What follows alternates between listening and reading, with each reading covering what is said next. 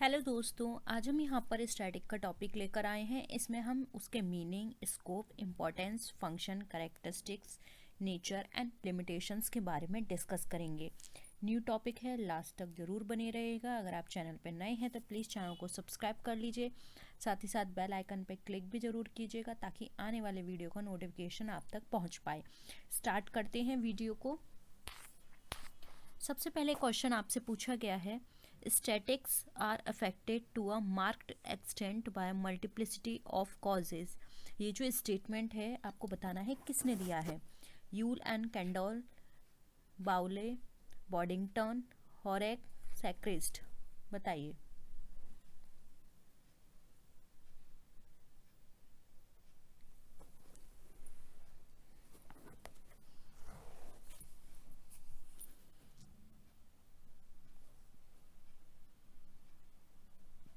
बताइए। देखिए, ये जो स्टेटमेंट है ये दिया है हॉरेस सैक्रिस्ट ने। इनके अकॉर्डिंग जो स्टैटिक्स होता है, इसमें क्या करते हैं, जो भी फैक्ट्स होते हैं उनको एग्रीगेट किया जाता है, साथ ही साथ जो भी कॉजेज़ हैं उनके साथ मल्टीप्लाई किया जाता है, न्यूमेरिकली एक्सप्रेस किया जाता है, एस्टिमेटेड किया जाता है according to reasonable standards of accuracy.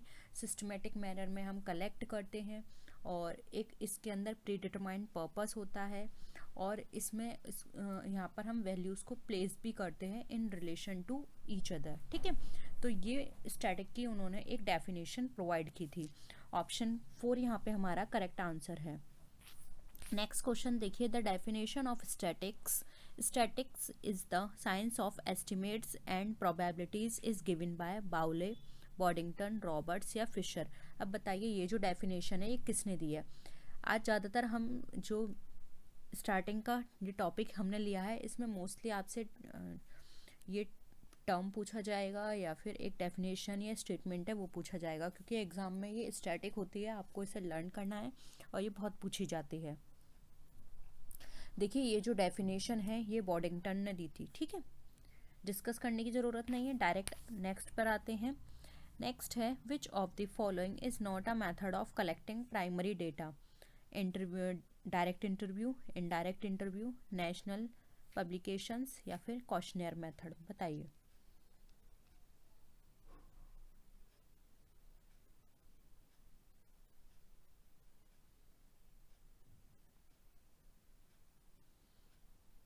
क्या लगता है आपको।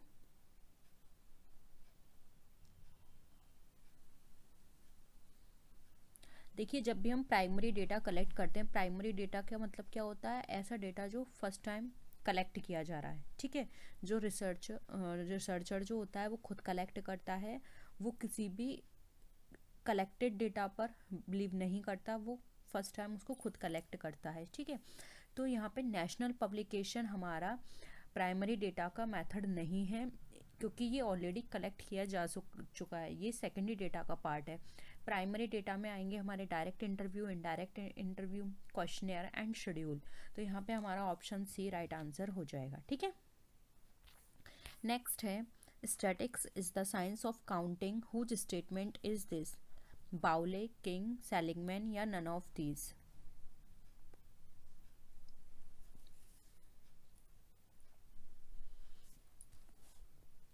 देखिए, ये स्टेटमेंट दिया है बाउले ने, ऑप्शन 1 यहाँ पे हमारा करेक्ट है। ठीक है, तो स्टेटमेंट ये 3 से 4 हैं, इनको नोट कर लेना और याद भी करना है। नेक्स्ट है, स्टैटिक्स का मतलब क्या होता है। डेटा से मतलब होता है केवल, static method only, both of the above या फिर नन ऑफ द अबव।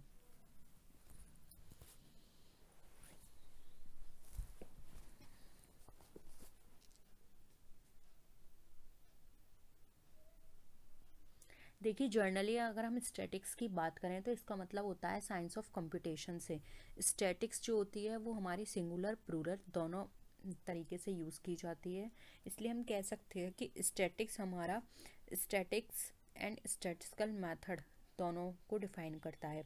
इसलिए यहाँ पे हमारा data only and statistical method only, both of the above हमारा राइट आंसर हो जाएगा। ठीक है, नेक्स्ट आइए, which of the following is studied in statics. बताइए, इसमें से स्टैटिक्स के अंदर क्या स्टडी की जाती है। न्यूमेरिकल फैक्ट्स की, qualitative facts, both of the above, none of the above.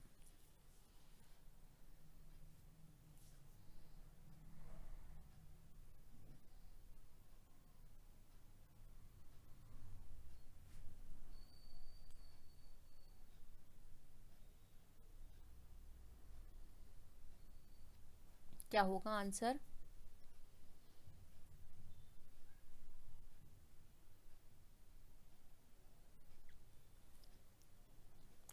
देखिए, under statistics only numerical facts और we can say quantitative facts are studied. जो क्वालिटेटिव फैक्ट्स होते हैं उनको स्टडीज़ के अंदर नहीं किया जाता है। दूसरे शब्दों में हम समझे तो analysis, classification and interpretation of data होता है इसके अंदर। ठीक है, तो यहाँ पर हम बात करते हैं न्यूमेरिकल और क्वांटिटेटिव की, इसलिए हमारा यहाँ पर ऑप्शन 1 राइट आंसर हो जाएगा। ठीक है, नेक्स्ट है स्टैटिक्स में rightly be called as science of means, who given this definition. बताइए, ये जो डेफिनेशन है बाउले ने दी है, बॉडिंगटन ने दी है, PH कामेल, या नन ऑफ दीज।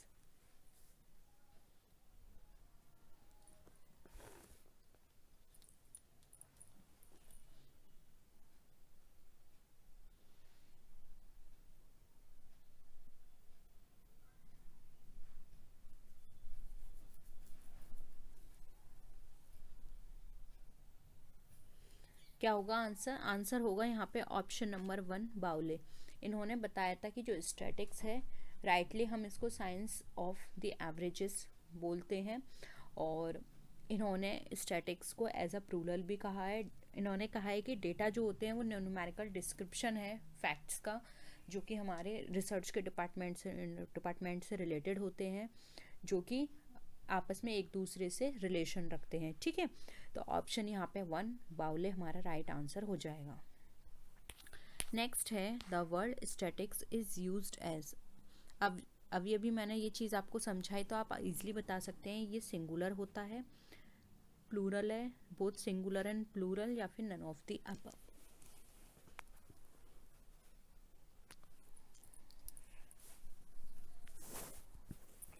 क्या होगा आंसर?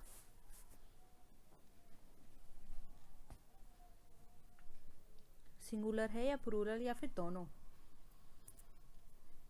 देखिए, एक फेमस मैथमेटिशियन थे, जर्मन मैथमेटिशियन गॉटफ्राइड एकेनवॉल, इन्होंने फर्स्ट टाइम यूज़ किया था स्टैटिक्स को, और ये फादर ऑफ स्टैटिक्स भी कहे जाते हैं। द वर्ड स्टैटिक्स जो है वो फ्रेंच से डिराइव हुआ है, फ्रेंच वर्ड स्टैटिक से, और जर्मन वर्ड स्टैटिक से, तो और साथ ही साथ इटालियन वर्ड स्टैटिस्टा और लैटिन वर्ड स्टैटस, यानी कि बहुत सारी लैंग्वेज से ये वर्ड डिफाइन हुआ है। तो ऑल दीज वर्ड्स मीन्स, सबका मतलब क्या है? Political state. तो हम ये बोल सकते हैं जो स्टैटिक्स है वो हमारी 2 मीनिंग के साथ आती है, प्लूरल मीनिंग भी है इसका और सिंगुलर मीनिंग भी है। अगर हम स्टैटिक्स के प्लूरल मीनिंग की तरफ बात करें तो ये हमें बताता है कि जो स्टैटिकल डेटा है जो कि हम यूज़ कर रहे हैं, यूज़ किया जाता है कंक्लूजन को ड्रॉ करने में। और अगर सिंगुलर फॉर्म में बात करें तो वो ये उन स्टैटिस्टिकल मेथड को बताता है जिसकी मदद से हम स्टैटिस्टिकल इंफॉर्मेशन को ऑब्टेन करते हैं और हम फिर बाद में उसके कंक्लूजन पे पहुंचते हैं। ठीक है, तो यहाँ पे option 3 both singular and plural हमारा राइट आंसर हो जाएगा। क्लियर है? नेक्स्ट क्वेश्चन पर आइए। The function of statics is, अब आपको बताना है जो स्टैटिक्स है उसका फंक्शन क्या है। Enhancing the personal information, telling the solution of problem, study of individual units, या फिर नन ऑफ द अबव।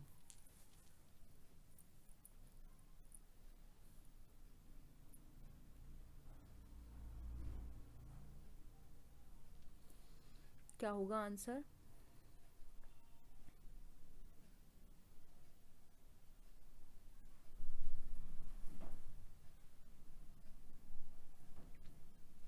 देखिए, जर्नली स्टैटिक्स जो होती है उसका काम होता है जो भी प्रॉब्लम्स हैं उनको सॉल्व करना, उसके साथ ही साथ एक कंक्लूजन पे पहुंच के और उसको एनालाइज करना। ठीक है, रॉबर्ट्स यहाँ पर एक्सप्लेन करते हैं कि इसका काम है, स्टैटिक्स एक वेपन की तरह होती है जो कि हमें हमारी प्रॉब्लम को पे अटैक करके उनका एक एक्सपेरिमेंटल रिसर्च निकाल के उनको सॉर्ट आउट करती है, ठीक है।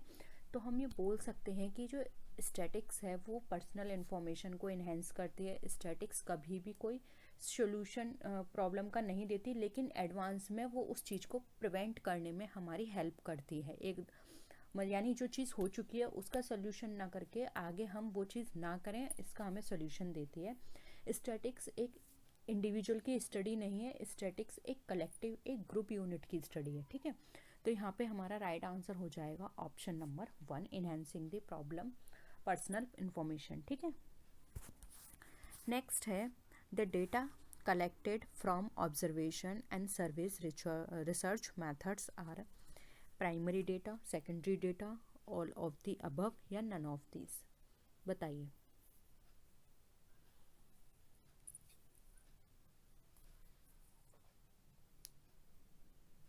जब हम कोई भी डेटा हम ऑब्जर्वेशन एंड सर्वे रिसर्च से कलेक्ट करते हैं तो उसे क्या कहेंगे?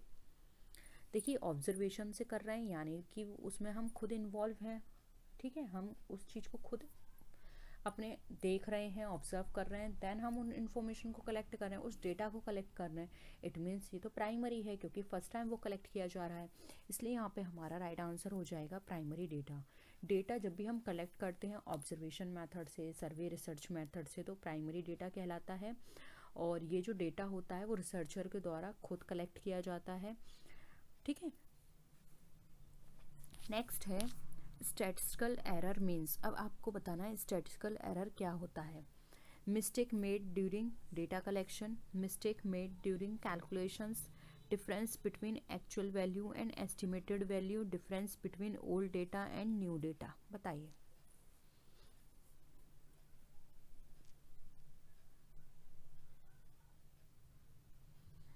क्या होता है स्टैटिस्टिकल एरर?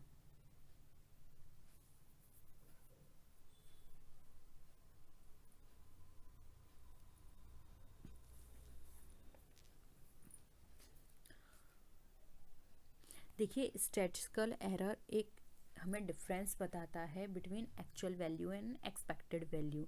सिंस जब भी कोई ऑपरेशन होता है, जब भी हम कोई कैलकुलेशन करते हैं, मेनली अंडर स्टैटिक्स वो किया जा रहा है, तो वहाँ पर क्या होगा, जो भी सिचुएशन है उसमें जो भी एस्टिमेटेड वैल्यू हमने डिटरमाइन किया डिफरेंट बेसिस पर, तो वहाँ पे वो कंपेयर की जाती है और जो भी उसके रेस्पेक्टिव एक्चुअल वैल्यू होती है उसके साथ, ठीक है। तो जो भी एग्जिस्ट डिफरेंस निकल कर आता है बिटवीन टू वैल्यूज़, वो हमारा कहलाता है स्टैटिस्टिकल एरर और स्टैटिस्टिकल इल्यूजन, ठीक है।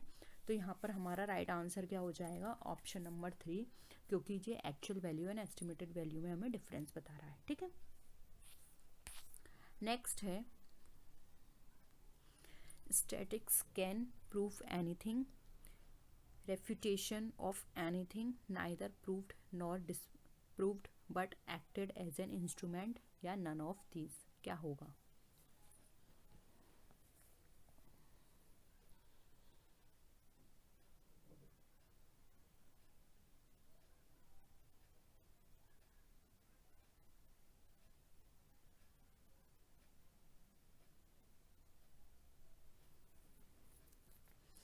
बताइए। अभी हमने बात की थी स्टैटिक्स के बारे में कि जो स्टैटिक्स है वो सिंगुलर प्लूरल दोनों फॉर्म में यूज़ की जाती है। अगर हम यहाँ पे प्लूरल फॉर्म में बात करें तो स्टैटिक्स हमारा, जब भी हम स्टैटिस्टिकल किसी डेटा को कलेक्ट करते हैं तो वहाँ पर वो डेटा हमें हेल्प करता है हमारे कंक्लूजन को ड्रॉ करने में। वही हम सिंगुलर फॉर्म में बात करें तो वहाँ पर ये हमारा उस स्टैटिस्टिकल इंफॉर्मेशन को कलेक्ट करके हम ये ऑब्टेन करते हैं कि हमारे प्रॉब्लम क्या है, साथ ही साथ हम एक कंक्लूजन पर भी पहुंचते हैं, ठीक है। तो इन दिस वे स्टैटिस्टिकल ना तो हमें प्रूफ करके दे रहा है कि क्या स्टेटमेंट सही है या क्या स्टेटमेंट रॉन्ग है, ठीक है, ना ही ये हमें डिसअप्रूव करके दे रहा है, ठीक है। तो ये एक तरह से हम कह सकते हैं कि ये एक ऐसा टूल है जो कि हमें सिर्फ कंक्लूजन को ड्रॉ करने में हमारी मदद कर रहा है। ये चीज़ सही है या गलत ये हमें नहीं बता रहा है, ठीक है। इसलिए यहाँ पर ऑप्शन सी हमारा राइट आंसर हो जाएगा। नेक्स्ट है which work is not done in statistical research, बताइए कौन सा वर्क यूज़ नहीं किया जाता है। Estimation of error, classification of data, editing of data, analysis of errors. बताइए।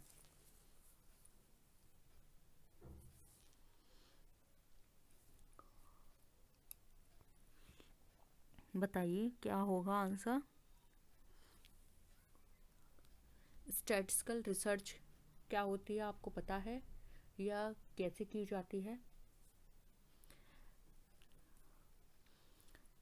देखिए, सबसे पहले हम जानते हैं स्टैटिस्टिकल रिसर्च क्या होती है। देखिए, स्टैटिस्टिकल रिसर्च वो सर्च है जिसके जो कि नॉलेज के लिए की जाती है। ये स्टैटिस्टिकल मेथड से ऑब्टेन की जाती है। डेटा एक ऐसा कॉर्नर स्टोन होता है स्टैटिस्टिकल रिसर्च का, जिसके अंदर हम डेटा को कलेक्ट करते हैं, साइंटिफिकली एनालाइज करते हैं और साथ में इंटरप्रेट करते हैं अपनी प्रॉब्लम को। तो स्टैटिस्टिकल रिसर्च एक सिस्टमेटिक प्रोसीजर फॉलो करता है। यहाँ पे इसके कुछ स्टेप्स होते हैं, जैसे कि फर्स्ट ऑर्गेनाइज की जाएगी एक रिसर्च, डेटा को कलेक्ट किया जाएगा, जो भी कंपाइल्ड डेटा है उसकी एडिटिंग की जाएगी, क्लासिफिकेशन होगा डेटा का, एनालाइज होगा डेटा का, उसके बाद एनालाइज करने के बाद उसको रिपोर्ट किया जाएगा। ठीक है, तो ये सारे स्टेप्स हैं, लेकिन एस्टिमेशन ऑफ एरर कहीं भी इसमें कंसिडर नहीं किया जाता, इसलिए ऑप्शन 1 यहाँ पे हमारा estimation of error right answer हो जाएगा। ठीक है,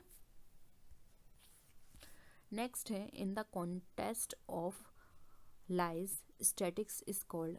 अब लाइज के कॉन्टेक्स्ट में स्टैटिक्स कैसा है? वाइट लाई है यानी कि सफ़ेद झूठ, ब्लैक लाई काला झूठ, मल्टी लाई यानी कि बहुत तरीके से झूठ, या रेनबो लाई इंद्रधनुष झूठ। बताइए कौन सा झूठ है ये?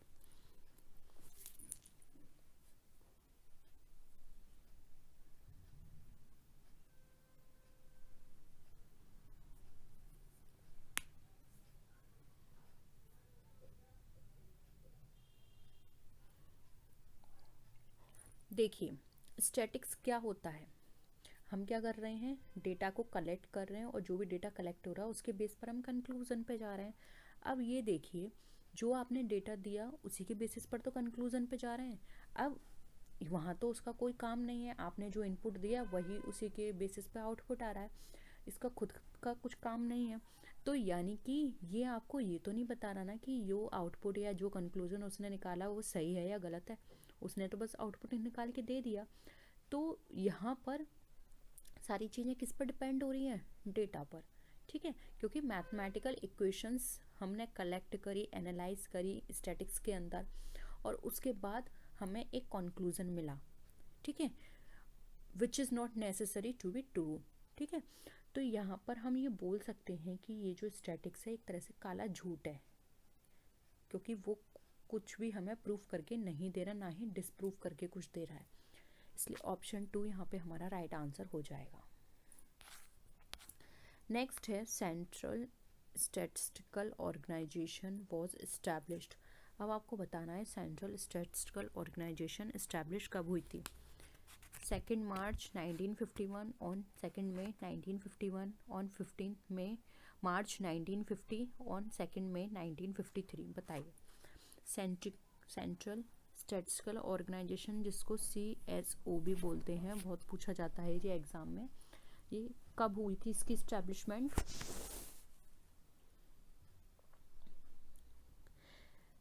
देखिए, it was established on May 2,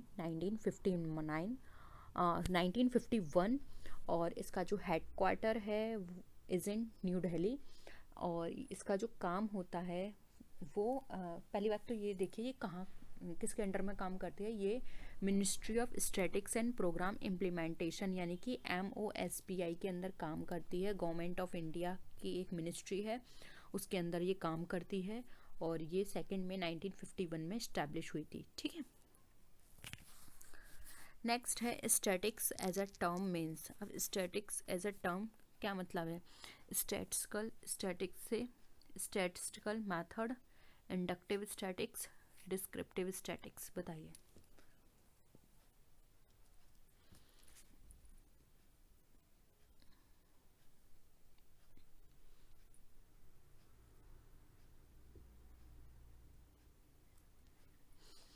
क्या होगा?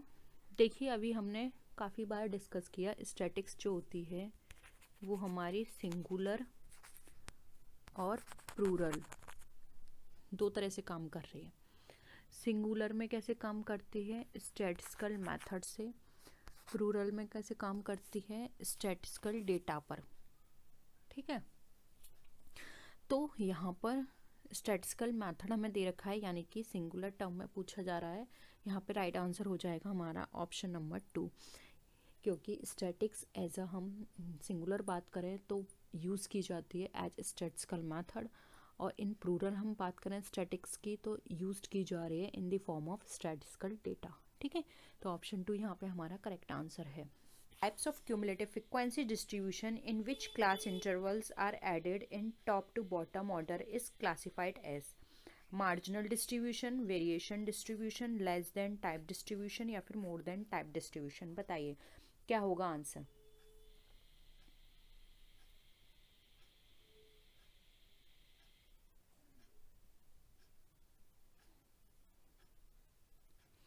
क्यूमुलेटिव फ्रिक्वेंसी डिस्ट्रीब्यूशन में किस तरह से क्लास इंटरवल किया जाता है।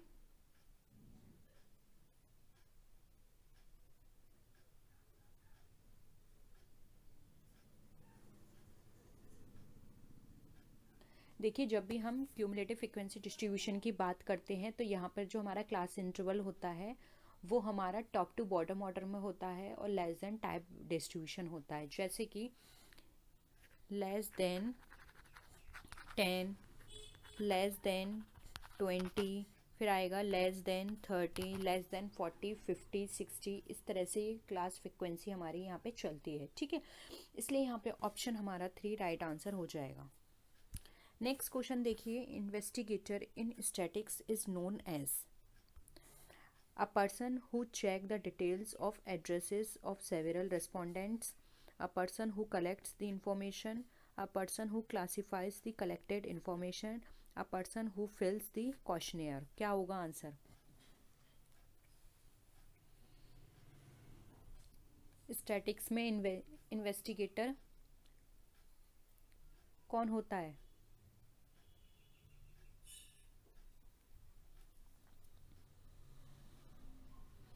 देखिए, जब भी हम स्टैटिक्स की बात करते हैं तो आप सबको पता है कि स्टैटिक्स में डेटा हमारे लिए बहुत ज़्यादा मैटर करता है, क्योंकि स्टैटिक्स हमारी डेटा बेस्ड ही होती है। स्टैटिक्स साइंस ऑफ नंबर्स को डिनोट करता है। या ये जो पर्सन होता है वो यहाँ पे डेटा को कलेक्ट करेगा, उसके बाद वो उसको एनालाइज करेगा, तो सारा काम डेटा बेस्ड होगा।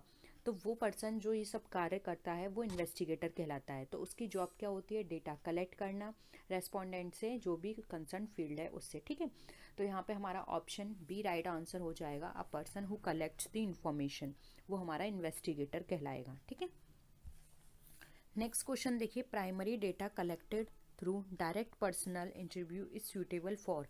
अब प्राइमरी डेटा किसके लिए होगा, intensive study, extensive study, both of the above या फिर none of the above.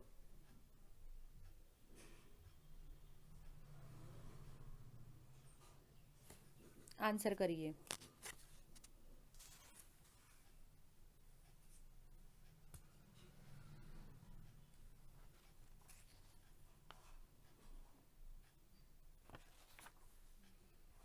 Primary data हम कैसे कलेक्ट करेंगे।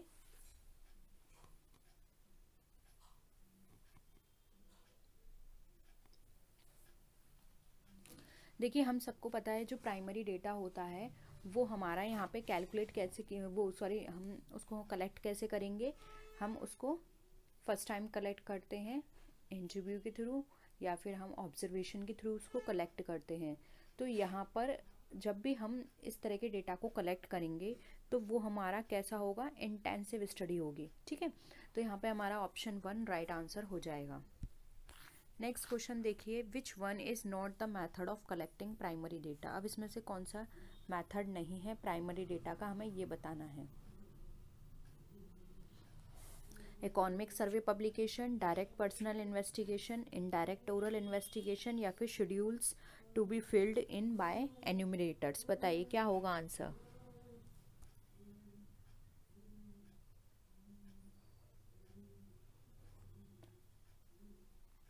देखिए प्राइमरी डेटा जो होता है वो हमारा ओरिजिनल डेटा होता है, जो कि जो सर्वेयर होता है जो कलेक्ट कर रहा है वो उसके द्वारा खुद से इसको कलेक्ट किया जाता है। तो ये एक तरह से रॉ डेटा है, न्यू डेटा है। इसको हम डायरेक्ट इंटरव्यू से, इनडायरेक्ट ओरल इन्वेस्टिगेशन से, शेड्यूल से हम इसको कलेक्ट कर सकते हैं। इसलिए यहाँ पर हमारा जो राइट आंसर होगा वो होगा ऑप्शन नंबर 1। इकोनॉमिक सर्वे हमारा सेकेंडरी डेटा के अंदर कंसिडर किया जाता है, इसलिए ऑप्शन 1 यहाँ पे हमारा राइट आंसर हो जाएगा। नेक्स्ट देखिए, summary and presentation of data in tabular form with several non-overlapping classes is referred as frequency distribution, normal distribution, ordinal distribution या फिर chronological distribution। क्या होगा यहाँ पे आंसर?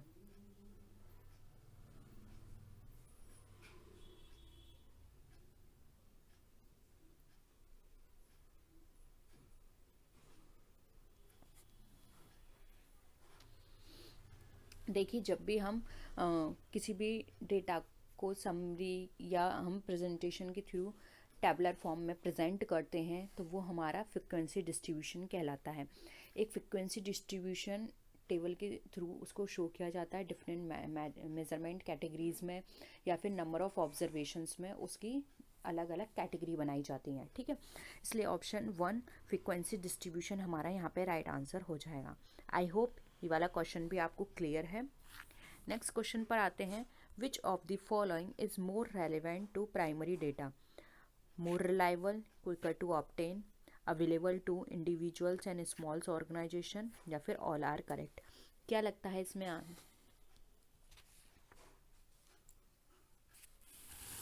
प्राइमरी डेटा के लिए कौन सा हमारा ज़्यादा रेलिवेंट होगा?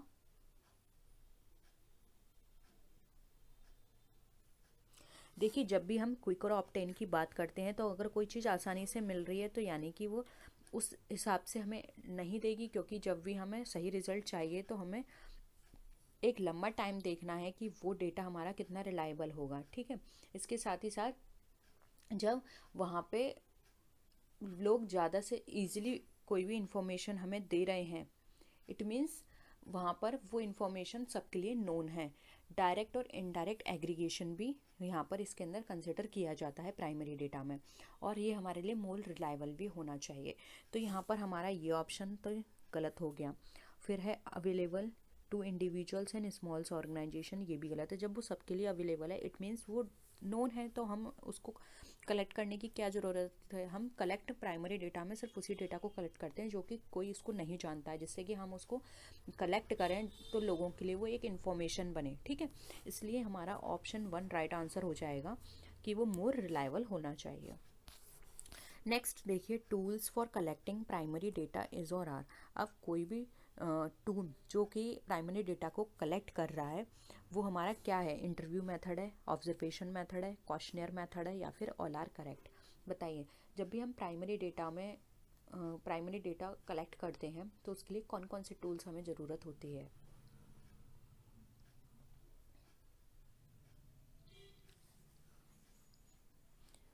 क्या होगा?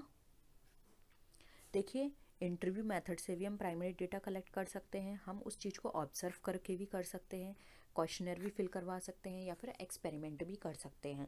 तो यहाँ पे ऑल आर करेक्ट हमारा राइट आंसर हो जाएगा। ठीक है, नेक्स्ट क्वेश्चन देखिए, sample is the representation of. अब सैम्पल जो होता है हमें क्या रिप्रेजेंट करता है? यूनिवर्स को, इन्वेस्टिगेटर को, डेटा को या फिर नन ऑफ दीज? बताइए।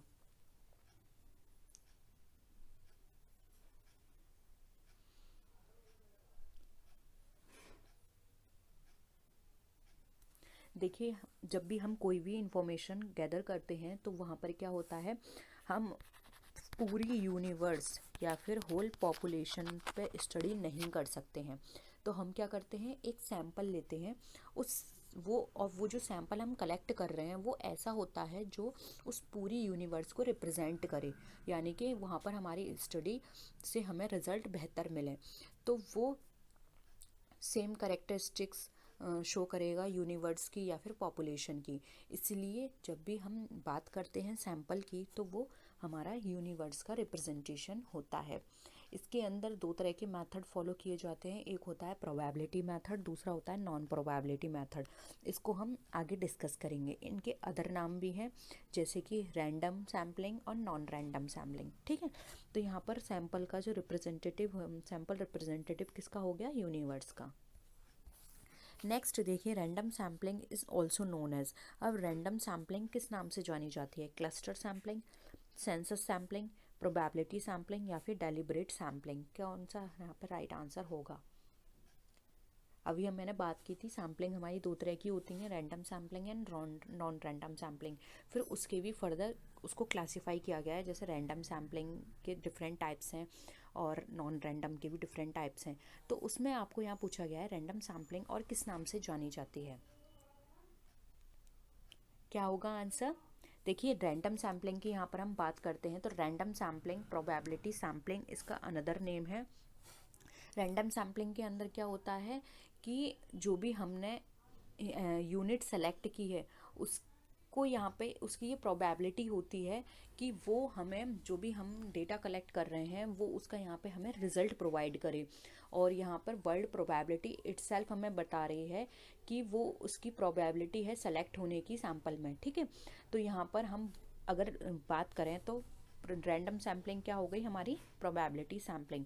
ऑप्शन 3 यहाँ पे हमारा राइट आंसर है, ठीक है।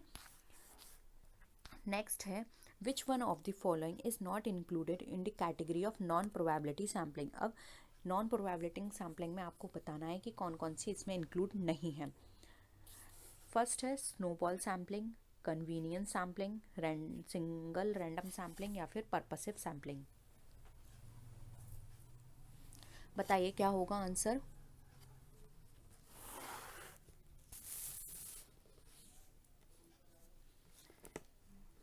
देखिए, सिंपल रैंडम सैम्पलिंग के अंदर नॉन प्रोबेबिलिटी सैम्पलिंग को कंसिडर नहीं किया जाता क्योंकि ये यहाँ पर प्रोबेबिलिटी सैम्पलिंग को डिनोट करती है। प्रोबेबिलिटी सैम्पलिंग जहाँ पर ईच यूनिट जो है वो एक होल को डिनोट कर रही है। तो यहाँ पर अगर हम बात करें कि सिंपल रैंडम सैम्पलिंग, तो ये इसका राइट आंसर हो जाएगा क्योंकि सिंपल रैंडम सैम्पलिंग एक अलग क्राइटेरिया है। क्यों सिंपल रैंडम सैम्पलिंग आप ऐसे भी समझ सकते हैं प्रोबेबिलिटी सैम्पलिंग है और नॉन रैंडम सैम्पलिंग हमारी नॉन प्रोबेबिलिटी सैम्पलिंग है, ठीक है। नेक्स्ट है, which one of the following is not a source of secondary data. अब हमें बताना है इसमें से कौन सा सेकेंडरी डेटा का सोर्स नहीं है। फर्स्ट है न्यूज़पेपर, वेबसाइट, ऑब्जर्वेशन या फिर जर्नल्स एंड मैगजीन्स। क्या होगा आंसर। यहाँ पे सेकेंडरी डेटा की बात की गई है, यानी कि जो पहले से उसको पब्लिक को पता है या फिर पहले से वो रिसर्च किया जा चुका है, ठीक है, वो हमारा सेकेंडरी डेटा होता है। सेकेंडरी डेटा क्या हो गया, जो कि ऑलरेडी कलेक्टेड है समवेयर एंड हम उसको फिर से यूज़ कर रहे हैं या फिर उसको किसी और पर्सन के द्वारा यूज़ किया जा रहा है, ठीक है। जैसे कि newspapers, articles, government documents, books, websites, magazines, ये सब सेकेंडरी डेटा के पार्ट होते हैं। तो ये सारे कैसे सोर्स हैं, सेकेंडरी डेटा के। जबकि ऑब्जर्वेशन हमारी प्राइमरी डेटा का पार्ट होती है जो कि फर्स्ट टाइम कलेक्ट की जा रही है, इसलिए ऑप्शन 3 यहाँ पे हमारा राइट आंसर हो जाएगा। नेक्स्ट क्वेश्चन देखिए, national sampling survey organisation conduct surveys on. अब जो नेशनल सैम्पल्स सर्वे ऑर्गेनाइजेशन है वो सर्वे कहाँ से कंडक्ट करती है, सोशो इकोनॉमिक सब्जेक्ट से, एग्रीकल्चर एंड इंडस्ट्रियल सब्जेक्ट से, डेमोग्राफिक इश्यूज से या फिर ऑल ऑफ द अबव से। बताइए क्या होगा इसका आंसर। देखिए, नेशनल सैम्पल सर्वे ऑर्गेनाइजेशन ये सर्वे करती है सोशो इकोनॉमिक सब्जेक्ट से रिलेटेड। इनके सारे टॉपिक्स जो होते हैं वो एग्रीकल्चर और इंडस्ट्री से रिलेटेड होते हैं, डेमोग्राफिक से रिलेटेड इनके टॉपिक्स होते हैं जिनके ऊपर ये सर्वे करती है। ये एक ऐसी ऑर्गेनाइजेशन है जो ministry of statics and programme implementation government of India के अंदर काम करती है। इसको इस्टेब्लिश किया गया था 1950 के अंदर और ये एक लार्जेस्ट ऑर्गेनाइजेशन है जो सोशो इकोनॉमिक सर्वे के ऊपर अपने सर्वेज को कंडक्ट कराती है। इसको फर्दर 4 पार्ट्स में डिवाइड किया गया है। हम इतना डीप नहीं जाएंगे क्योंकि इतना आपसे नहीं पूछा जाएगा। तो यहाँ पे ऑल ऑफ द अबव हमारा राइट आंसर हो जाएगा, ठीक है। नेक्स्ट क्वेश्चन देखिए, the absolute value of the difference between an unbiased point estimate and the corresponding population parameters is known as.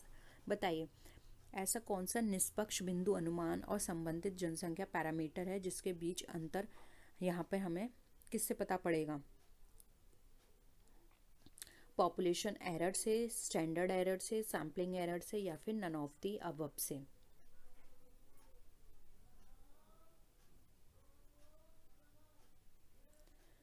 देखिए जब कभी भी हम अनवाइज्ड पॉइंट एस्टिमेट और कॉरेस्पॉन्डिंग पॉपुलेशन पैरामीटर की बात करते हैं और इसके अंदर जो भी डिफरेंस निकल कर आता है इन दोनों के बीच का, वो हमारा कहलाता है सैम्पलिंग एरर। ऑप्शन 3 यहाँ पे हमारा करेक्ट आंसर हो जाएगा। नेक्स्ट क्वेश्चन पर आते हैं, questionnaire surveys method is use to collect tertiary data, secondary data, primary data, या फिर नन ऑफ द अबव। क्या होगा आंसर?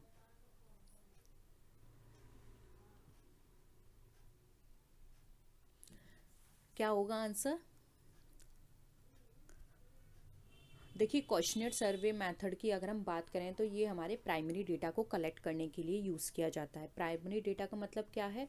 वो डेटा जो कि फर्स्ट टाइम रिसर्चर के द्वारा कलेक्ट किया जा रहा है, ठीक है, वो रॉ है, फंडामेंटल है और ओरिजिनल डेटा है। सेकेंडरी डेटा वही हमारा होता है जो कि ऑलरेडी अदर पर्सन के द्वारा कलेक्ट किया जा चुका है, उसको किसी और पैरामीटर्स से या फिर किसी और मेथड से हम उसको फिर से उस पर उसको एनालाइज कर रहे हैं, ठीक है। तो यहाँ पर हमारा ऑप्शन 3 राइट आंसर हो जाएगा, प्राइमरी डेटा। नेक्स्ट क्वेश्चन है, a report that accumulates information about entire organization and serves the interest of outsiders as well is called enterprise report, control report, investigation report, या फिर budget report। क्या होगा answer?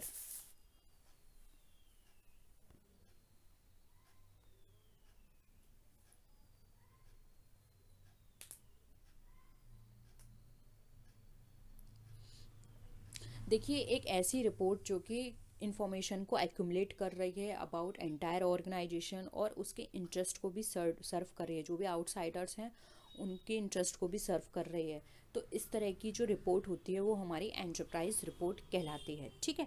Enterprise report के अंदर क्या होता है? डिटेल डिस्क्रिप्शन दिया होता है, जो भी मैन्युफैक्चर्ड हो रहा है, जो भी रॉ मटेरियल यूज़ हो रहा है, प्रोडक्शन टेक्नोलॉजी यूज़ कर रहे हैं, मशीन है, लेबर है, कितनी कैपिटल यूज़ हो रही है, प्लांट स्ट्रक्चर क्या है, इन सब की डिटेल में यहाँ पे इंफॉर्मेशन को कलेक्ट किया जाता है। इसका मेन पर्पस क्या होता है इसको प्रिपेयर करने का, कि जो भी एंटरप्रेन्योर है वो क्लैरिफाई करे क्या कॉस्ट है, क्या प्रॉफिटेबिलिटी है इसकी। तो ये सारी चीज़ें इस रिपोर्ट के अंदर निकल कर आती हैं, जिससे कि आउटसाइडर्स जो भी हैं उनके इंटरेस्ट की भी इसमें बात हो, उनको भी सारी इन्फॉर्मेशन पता चले, ठीक है। तो ये हमारी हो गई enterprise report.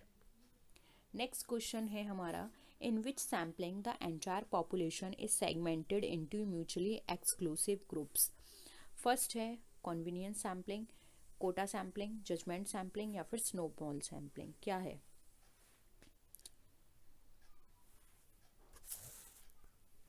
Entire population is segmented into mutually exclusive groups, ये बताना है आपको। देखिए यहाँ पर हमारा राइट आंसर हो जाएगा ऑप्शन नंबर 2, क्योंकि देखिए कोटा सैम्पलिंग के अंदर क्या होता है, एंटायर पॉपुलेशन डिवाइड होती है म्यूचुअली एक्सक्लूसिव ग्रुप्स में। कोटा सैम्पलिंग एक हमारा नॉन प्रोबेबिलिटी सैम्पलिंग मेथड है, इसके अंदर ये एक इम्पॉसिबिलिटी सैम्पलिंग मेथड भी होता है, ठीक है। इसके अंदर क्या होता है, जो भी हम सिलेक्शन के लिए प्रोबेबिलिटी है हमारी वो एग्रीगेट की जाती है, और यहाँ पर वो पहले से ही किसी को पता नहीं होती है। So we can not absolute sure that sample will be representative of the universe और होल पॉपुलेशन। तो हम ये कह सकते हैं कि यहाँ पर जो हमारी जो सिलेक्शन का जो प्रोबेबिलिटी है वो पहले से यहाँ पे डिटरमाइन नहीं है, ठीक है। तो यहाँ पे ऑप्शन 2 कोटा सैम्पलिंग हमारा राइट आंसर हो जाएगा। नेक्स्ट क्वेश्चन देखिए, the sampling error is inversely proportional to the. अब सैम्पलिंग एरर इन्वर्सली प्रोपोर्शनल में कैसे होगी? सैम्पल साइज का, पॉपुलेशन साइज, सिस्टमैटिक साइज, या फिर सैम्पलिंग फ्रेम एरर। क्या होगा आंसर?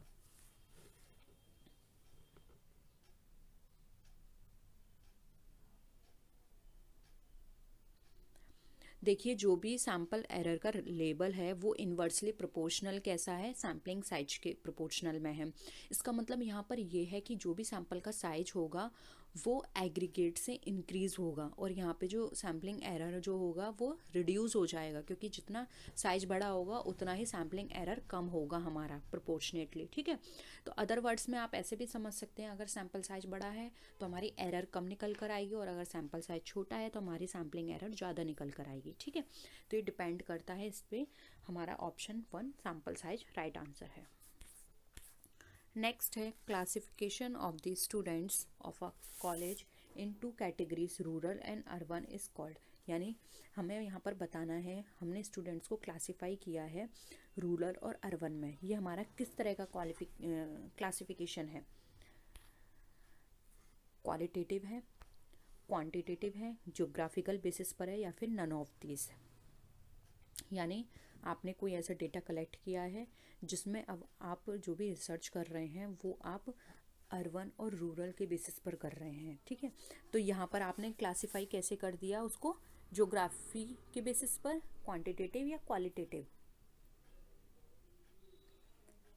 देखिए यहाँ पर आपने उसको क्लासिफाई किया है क्वालिटेटिव के बेसिस पर, क्योंकि क्लासिफिकेशन हमारा दो तरीके से होता है, क्वांटिटेटिव एंड क्वालिटेटिव। ठीक है, तो यहाँ पे क्लासिफिकेशन किया गया है हमारा क्वालिटेटिव पर। जैसे कि कॉलेज स्टूडेंट्स को डिवाइड किया आपने, कॉलेज स्टूडेंट को डिवाइड किया आपने अर्बन और रूरल में। ठीक है, अब रूरल में भी कैसे आ जाएंगे, रिच और पुअर।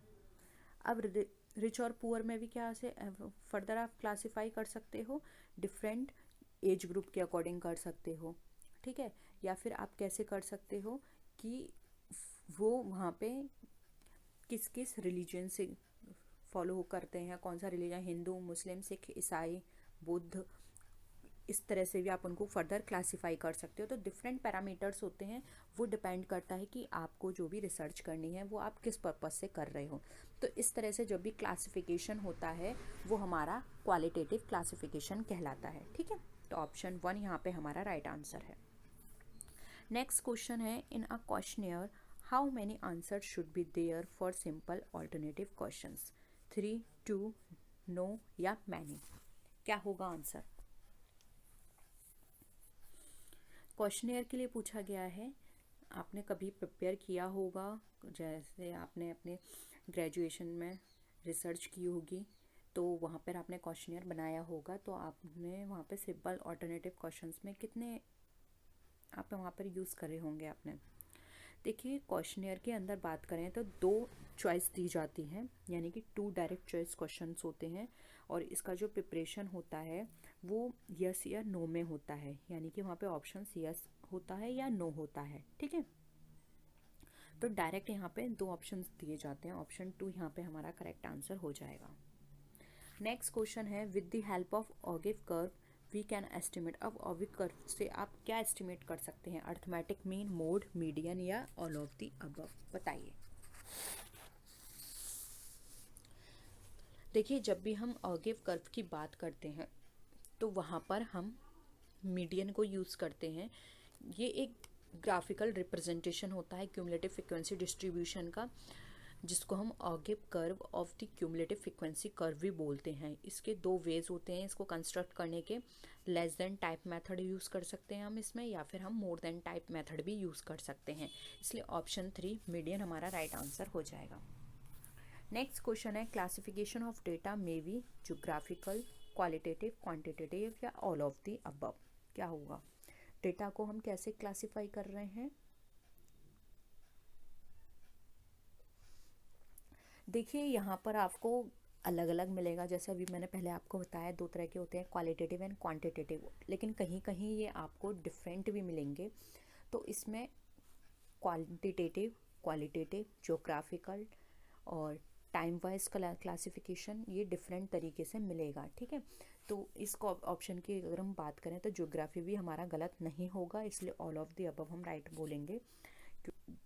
ऐसे नोट कर लीजिए, क्वालिटेटिव भी हो सकता है हमारा, ठीक है, क्वांटिटेटिव भी हो सकता है, टाइम वाइज भी हो सकता है हमारा क्लासिफिकेशन, ज्योग्राफी बेसिस पर भी हो सकता है, और क्वालिटेटिव में भी हमारा दो तरह से होता है, सिंपल क्वालिफिकेशन और मल्टीपल क्वालिफिकेशन। ठीक है, तो इस तरह से होगा। तो राइट आंसर होगा हमारा option number 4, all of the above. ठीक है, 100 students were selected at random, out of which 190 were married, 90 passed out of married students and 110 failed out of unmarried students.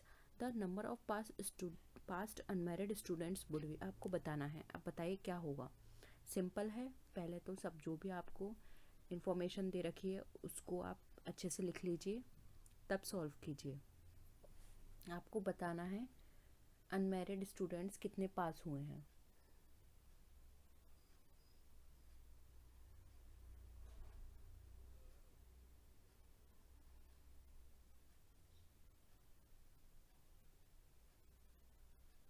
बहुत आराम से करिएगा। देखिए हमारे पास टोटल कितने स्टूडेंट हैं। टोटल हमारे को 500 स्टूडेंट दे रखे हैं, जिसमें से मैरिड स्टूडेंट हमारे पास कितने हैं, 190। ठीक है, और ऐसे स्टूडेंट्स जो पास हैं और मैरिड भी हैं वो हमारे पास हैं दोनों 90, और ऐसे स्टूडेंट्स जो कि अनमैरिड हैं और फेल हो गए हैं वो हमारे पास हैं 110। तो हमें बताना है कि अनमैरिड स्टूडेंट्स कितने हैं टोटल। पहले तो ये निकालना है। तो टोटल स्टूडेंट्स 500 हैं, तो जिसमें अनमैरिड कितने बताए गए हैं, मैरिड बताए गए हैं 190, ये है। तो पहले तो ये निकाल दीजिए 190, तो अनमैरिड निकल कर आ जाएंगे। ये हमारे पास है अनमैरिड 310। अब फेल्ड है और मैरिड है, हमें ये निकालना है। तो 190 में से फेल्ड और मैरिड कितने हैं, 90, ये निकाल दीजिए। तो बचे हमारे पास 100, जो कि हमारे कैसे स्टूडेंट हैं, फेल्ड है और मैरिड है। अब हमें निकालना है पास्ड और अनमैरिड को। तो देखिए पास्ड हमारे पास टोटल कितने स्टूडेंट्स निकल कर आए थे, 310। उसमें से आपको माइनस करने हैं कौन से स्टूडेंट्स, जो आपके फेल्ड हैं और अनमैरिड हैं, वो आप यहाँ पे माइनस कर दीजिए। आपका टोटल निकल कर आ जाएंगे 200। तो 200 ऐसे स्टूडेंट्स हैं जो कि पास्ड हैं और अनमैरिड है। तो ऑप्शन 3 यहाँ पे आपका राइट आंसर हो जाएगा। इस क्वेश्चन को और अच्छे से समझिएगा, दोबारा से इसकी प्रैक्टिस करिए, बहुत ही सिंपल क्वेश्चन है। ठीक है, नेक्स्ट क्वेश्चन पर आइए।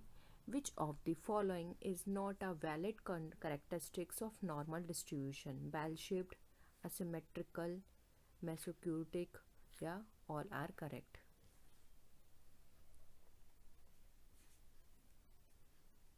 बताइए।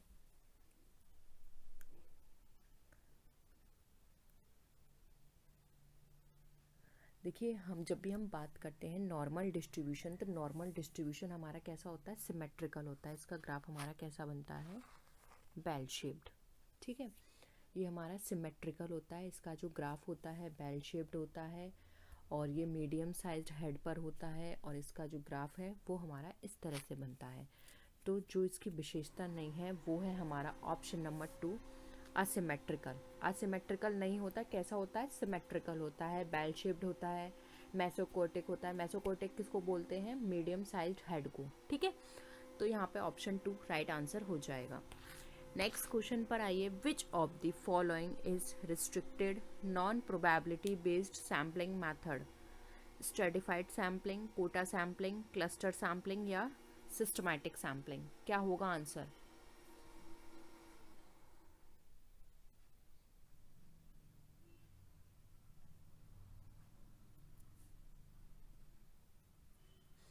देखिए कोड यहाँ पे पूछा गया है नॉन प्रोबेबिलिटी सैम्पलिंग और रिस्ट्रिक्टेड नॉन प्रोबेबिलिटी सैम्पलिंग की बात की गई है, तो वहाँ पे हमारा कोटा आएगा, क्योंकि कोटा में क्या है, एक हमने लिमिट सेट कर दिया, उसी के बेसिस पर हम सैंपल अपने कलेक्ट करते हैं। तो कोटा सैम्पलिंग हमारा करेक्ट आंसर हो जाएगा। इस मेथड में क्या होता है, रिसर्चर सेलेक्ट करता है सैंपल ग्रुप को जो कि कुछ स्पेसिफिक करेक्टरिस्टिक्स को रिप्रेजेंट करेगा, तो यहाँ पर क्या है, एक उन्होंने कोटा बना दिया कि ये चीज़ होनी चाहिए, तभी हम उसको यूज़ करेंगे अपने रिसर्च पेपर में, ठीक है। तो ऑप्शन 2 यहाँ पे हमारा कोटा सैम्पलिंग करेक्ट हो जाएगा। नेक्स्ट क्वेश्चन है, non parametric test is valid when sample size is large, small, large and small, या नन ऑफ दीज। बताइए क्या होगा आंसर। देखिए नॉन पैरामीट्रिक टेस्ट जो हमारा बात की गई है यहाँ पे वैलिडेशन की, तो ये हमारा वैलिड तभी होता है जब हमारा सैम्पल साइज स्मॉल होगा, क्योंकि जब हमारा सैम्पल साइज स्मॉल होता है तो जो भी डिस्ट्रीब्यूशन का रिजल्ट है ना, वो नोन नहीं होता और ना ही एज्यूम किया जा सकता है अप्रॉक्सीमेटली नॉर्मली डिस्ट्रीब्यूटेड, ठीक है। तो यहाँ पर क्या करते हैं, ऑल्टरनेटिव टेस्ट यूज़ करते हैं जो कि नॉन पैरामीट्रिक टेस्ट के लिए हमारा अप्रोप्रिएट रहता है, इसलिए ऑप्शन 2 स्मॉल साइज हमारा राइट आंसर हो जाएगा। नेक्स्ट क्वेश्चन है, goodness of fit of a distribution is tested by. Goodness of fit of a distribution किसके द्वारा टेस्ट किया जाता है।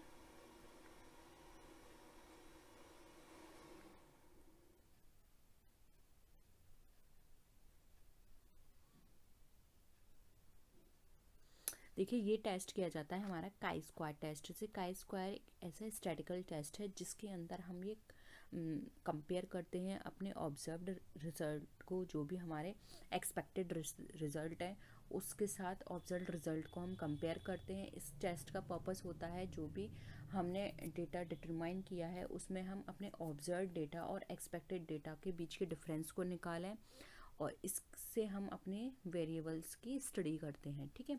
तो राइट आंसर हो जाएगा option number 4।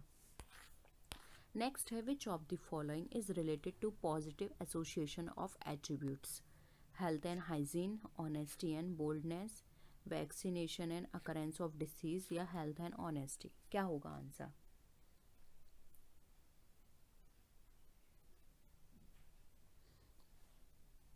Positive association of attributes की बात की गई है।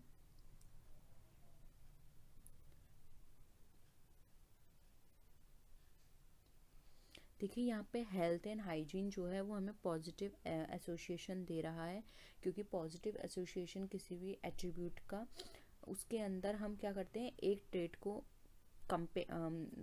मिलाते हैं दूसरे ट्रेट से। हेल्थ क्या है, डायरेक्टली हमारे हाइजीन से रिलेटेड होती है। अगर हाइजीन है तो वहाँ पर उसकी प्रेजेंस से क्या होगी, ऑटोमेटिकली हमारी हेल्थ क्या होगी, अच्छी होगी। तो हम ये बोल सकते हैं कि ये दोनों ही पॉजिटिवली एक दूसरे को क्या कर रही हैं, एसोसिएट कर रही हैं, इसलिए ऑप्शन 1 यहाँ पे राइट आंसर हो जाए। अब ये ज़रूरी नहीं है कि ऑनेस्टी है वहाँ पे बोल्डनेस होगी, या फिर वैक्सीनेशन से अकरेंस अराइज होगी, या फिर हेल्थ के साथ ऑनेस्टी भी आएगी। ज़रूरी नहीं है हेल्थ अच्छी है तो ऑनेस्टी हो, या फिर हेल्थ बुरी है तो ऑनेस्टी नहीं हो, ठीक है। तो यहाँ पे ऑप्शन 1 करेक्ट है। नेक्स्ट देखिए, which of the following is non parametric test. अब आपको बताना है नॉन पैरामीट्रिक टेस्ट कौन सा टेस्ट है, T test, F test, Z test, या काई स्क्वायर टेस्ट। क्या होगा। देखिए T test, F test and Z test ये सारे हमारे पैरामीट्रिक टेस्ट में आते हैं। नॉन पैरामीट्रिक में हमारा आता है काई स्क्वायर टेस्ट। पैरामीट्रिक टेस्ट के अंदर अभी हमने पहले भी बात की थी, कंटिजेंसी टेबल में हम 2 वेरिएबल्स को कंपेयर करते हैं। इसके अंदर हमारे जो भी कैटेगरी में वेरिएबल्स होते हैं उसको हम देखते हैं एक्सपेक्टेड रिजल्ट्स के साथ, कि जो भी हमारे एक्सपेक्टेड थे और जो हमने ऑब्जर्व्ड किए उनमें क्या डिफरेंस है, तो ये हम कंपेयर करते हैं, ठीक है। तो ऑप्शन 4 करेक्ट है। नेक्स्ट है, the relationship between 2 variables can be expressed in ratio, percentage, rate, या ऑल ऑफ द अबव। क्या होगा आंसर।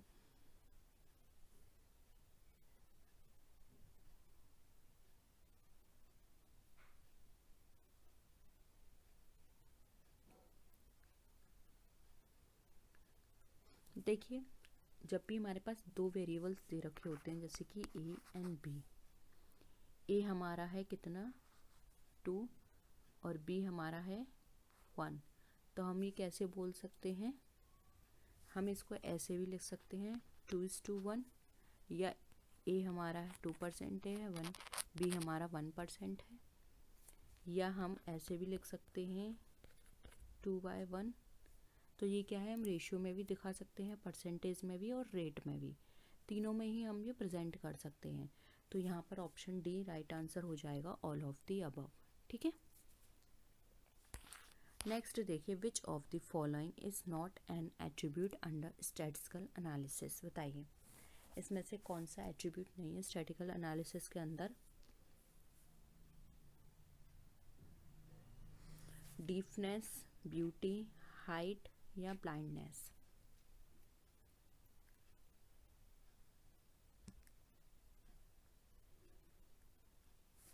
देखिए यहाँ पर आप एट्रीब्यूट टर्म को समझिए। एट्रीब्यूट टर्म क्या होता है, जिसको हम न्यूमेरिकली प्रेजेंट नहीं कर सकते। ठीक है। अब देखिए, डीफनेस को हम न्यूमेरिकली नहीं बता सकते, ब्यूटी को नहीं बता सकते, ब्लाइंडनेस को नहीं, लेकिन हाइट को हम न्यूमेरिकली या बोल सकते हैं मैथमेटिकली रिप्रेजेंट कर सकते हैं कि 5 हाइट है या 4 हाइट है या 6 हाइट है। तो नंबर में हम बता सकते हैं, लेकिन बाकी सब नहीं बता सकते। तो ये पूछा गया एट्रीब्यूट कौन नहीं है। तो देखिए एट्रीब्यूट मतलब यहाँ पर जिसको हम प्रेजेंट नहीं कर सकते नंबर्स में, वो। हाँ, अब यहाँ पर देखिए हाइट को हम नंबर में कर सकते हैं, तो यहाँ पे अलग एकदम क्या ऑप्शन हो गया हमारा, ऑप्शन 3 हाइट। बाकी सारे हमारे एट्रीब्यूट है, हाइट हमारा एट्रीब्यूट में नहीं आता है। तो ऑप्शन 3 यहाँ पे करेक्ट आंसर हो जाएगा। नेक्स्ट है, secular trend can't be measured by moving average method, semi average method, weighted average method या फ्री हैंड कर्व मेथड। बताइए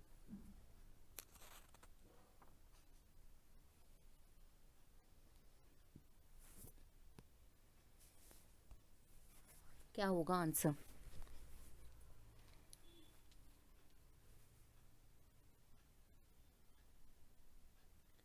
देखिए सेक्युलर ट्रेंड के लिए डिफरेंट तरह के हमें मेथड दे रखे हैं, जैसे कि graphical method, semi average method, moving average method, free hand curve method and least square method. लेकिन कहीं भी वेटेड एवरेज मेथड की बात नहीं की गई है। तो इसलिए यहाँ पे हमारा करेक्ट ऑप्शन होगा ऑप्शन 3 वेटेड एवरेज मेथड, क्योंकि सेक्युलर में क्या हम करते हैं कि हम यहाँ पर वेट नहीं दे सकते और उसके हिसाब से हम उसको मेजरमेंट नहीं कर सकते हैं। इसलिए ऑप्शन 3 हमारा करेक्ट आंसर हो जाएगा। नेक्स्ट है, in case of 3 attributes the total number of classes will be 27, 9, 12 या 3। बताइए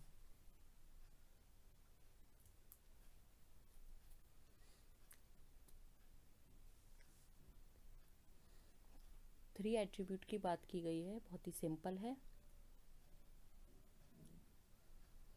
3 एट्रीब्यूट्स को आप कैसे लिखेंगे, 3 के क्यूब से, यानी कि आप ऐसे भी लिख सकते हैं 3 × 3 × 3। अब इसको देखिए, 3 का 3 से मल्टीप्लाई करेंगे 9, 9 का 3 से मल्टीप्लाई करेंगे 27। ऑप्शन आ जाएगा 127। ठीक है, सिंपल था। नेक्स्ट देखिए, convert the annual trend equation y equal to 30 + 3.6x into monthly trend equation. बताइए इसको आपको मंथली ट्रेंड इक्वेशन में प्रेजेंट करना है, कैसे करेंगे।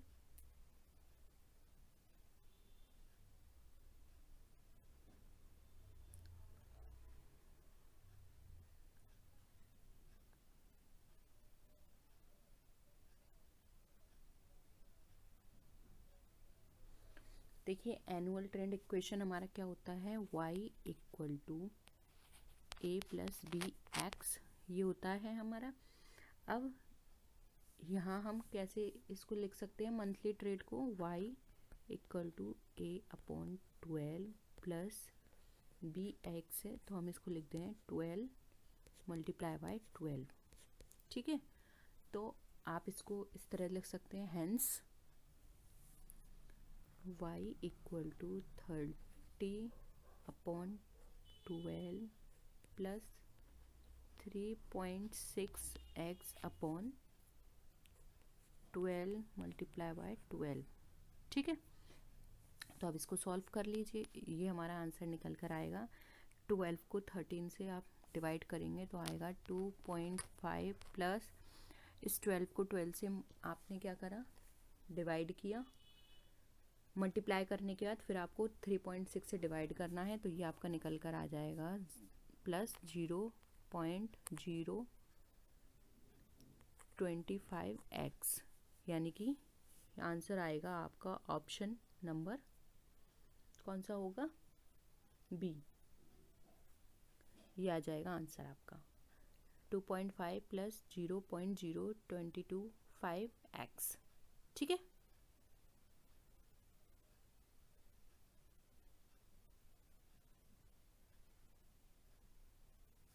इसका एक 2 हटा लीजिएगा क्योंकि 22 नहीं आएगा, ये होगा। हम इसको इससे मल्टीप्लाई करेंगे 12 का 12 से 144 आया, फिर उसको डिवाइड करेंगे 3.6 से, तो हमारा निकल कर आएगा 0.025x, ये निकल कर आएगा। ठीक है, तो ये हमारा ऑप्शन 2 करेक्ट हो जाएगा। नेक्स्ट है, What is the probability that sum of outcomes on pair of dice is equal to 8? बताइए क्या होगा, प्रोबेबिलिटी क्या रहेगी। देखिए डाइस में हमारा इक्वल टू 8 है, तो क्या प्रोबेबिलिटी रहेगी, 2 6 आ सकता है एक बार हमारा, फिर हमारा 3 5 आ सकता है, यानी कि एक डाइस में 3 एक डाइस में 5, या फिर हमारा 4 4 आ सकता है, या फिर हमारा 5 3 आ सकता है, या फिर 6 2 आ सकता है। तो ये कितनी बनी, 1 2 3 4 एंड 5 की प्रोबेबिलिटी बनी। ठीक है, और आपको पता है 6 नंबर होते हैं, तो 6 को मल्टीप्लाई किया 6 से तो 36 होगा, तो 5/36 होगा, तो ऑप्शन 2 राइट आंसर हो जाएगा हमारा 5/36। ठीक है, नेक्स्ट है, which of the following represents consistency of results when the test instrument is used repeatedly, validity, reliability, relativity या सेंसिटिविटी। बताइए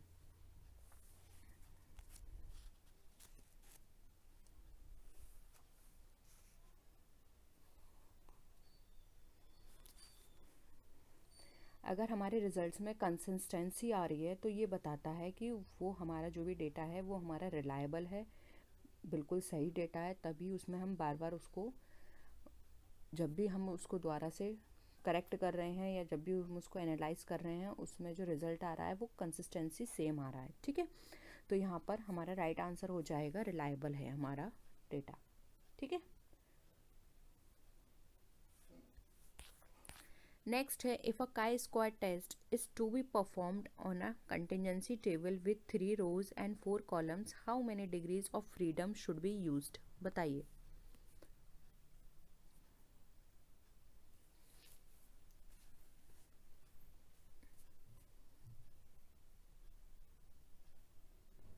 तो हम इसको ऐसे लिख सकते हैं, देखिए P-1 Q-1 इस तरह से ही तो लिखेंगे। तो 3-1 लिखा हमने और लिखा 4-1। अब इसको सॉल्व कर दीजिए, 3-1 कितना हुआ 2, 4-1 कितना हुआ 3, तो इसको इससे मल्टीप्लाई कर देंगे, क्या निकल कर आया हमारे यहाँ पास आंसर 6। ऑप्शन 1 हमारा राइट आंसर हो जाएगा 6। ठीक है, ये फॉर्मूला याद रखिए, P-1 Q-1। ठीक है, नेक्स्ट है, F test is used to test the significance of the difference between among 2 sample mean, more than 2 sample mean, variance of 2 samples, या फिर बी एंड सी। क्या होगा आंसर,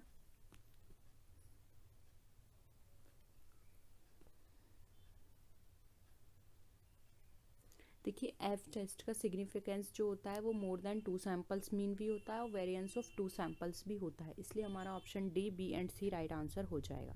ठीक है, तो यही थे हमारे आज के क्वेश्चंस। होप आपको सारे क्वेश्चंस क्लियर हुए होंगे। किसी भी क्वेश्चन में डाउट है तो नीचे कमेंट सेक्शन में बता सकते हैं। तो नेक्स्ट वीडियो में फिर मिलेंगे आपसे, तब तक के लिए टेक केयर, बाय बाय।